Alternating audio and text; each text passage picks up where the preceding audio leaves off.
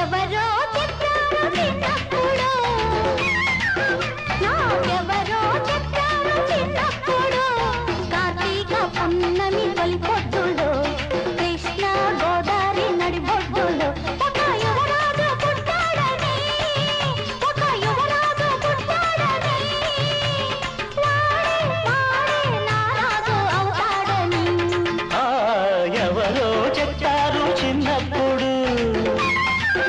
నాకెవరో చెప్పారు చిన్నప్పుడు, వైశాఖ పున్నమి తొలి పొద్దులో, కృష్ణ కావేరి నడిబొడ్డులో ఒక యువరాణి పుడుతుందని, ఒక యువరాణి